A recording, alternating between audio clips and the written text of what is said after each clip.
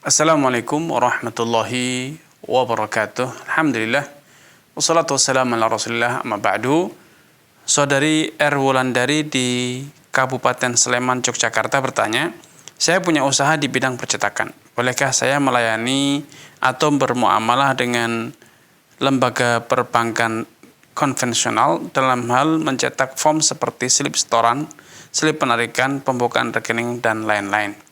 Barakallahu fiik wa athabakumullah kepada saudari R. Wulandari. Semoga Allah SWT menambahkan taufik, hidayah dan ma'unahnya kepada Anda, keluarga dan juga seluruh pemirsa dimanapun Anda berada.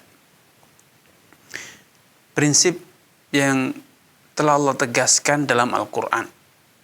Sebagai umat yang beriman, kita punya kewajiban untuk mengindahkan prinsip tersebut.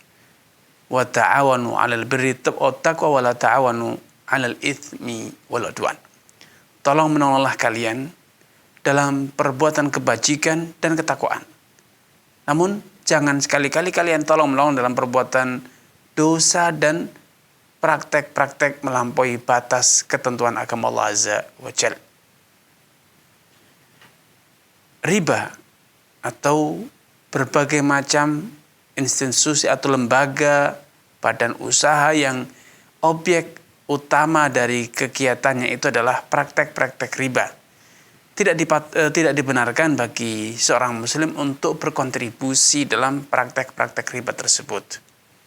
Ini bukan pendapat saya, bukan pendapat ulama, tetapi Nabi SAW telah menyatakan, la'anallahu riba, akilahu wa mukilahu wa katibahu wa syahidahu wa qalahum fil ithmi sawa. Allah melaknati yang memungut riba, yang membayar riba.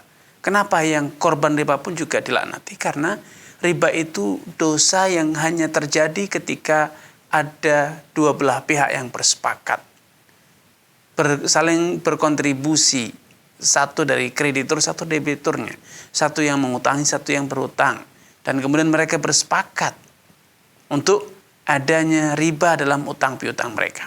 Makanya keduanya adalah partner dalam perbuatan dosa, seperti halnya perbuatan zina. Tidak ada alasan bagi laki ataupun perempuan untuk mengatakan saya kan korbannya, saya diajak, bukan saya yang menginisiasinya. Tidak ada alasan. Dua-duanya menanggung dosa yang sama.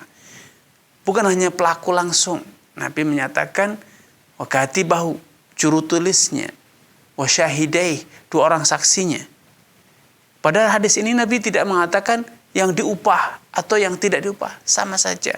Selama sebagai juru tulisnya, dengan upah atau tanpa diupah, dengan saksi, menjadi saksinya, dengan diupah atau tanpa diupah, maka mereka semua menanggung dosa riba, karena mereka partnernya. Dan Nabi menyatakan hum fil itsmi sawa, dosa mereka itu sama beratnya di sisi Allah Subhanahu wa taala. Mungkin Anda akan menganggap apa hubungannya antara perumpamaan zina dengan praktek riba ya. Nabi menyatakan dalam hadis lain, dirhamun akaltahu minar riba a'zamu 'indallah min sittin wa thalathina zinyatan yazniha ar-rajul. Bahwa dosa memakan riba 1 dirham di sisi Allah lebih berat, lebih besar dibanding berzina sebanyak 36 kali. Bukan karena dosa zina itu yang ringan, tetapi karena dosa riba yang begitu besar.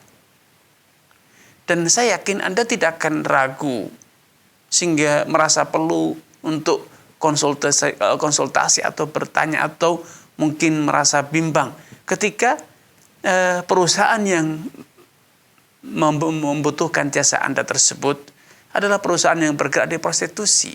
Mereka membutuhkan brosur untuk iklan atau mungkin pemasaran atau yang lainnya. Anda pasti tidak akan ragu bahwa bekerja sama dengan mereka itu haram dan tercela. Namun karena praktek riba yang telah merajalela, ya, salah namun telah menjadi kaprah, semua orang terlibat dalam situ atau sudah menjadi hal yang sangat familiar, sangat memasyarakat. Akhirnya Anda merasa ragu dalam hal ini. Padahal hukumnya itu sangat jelas.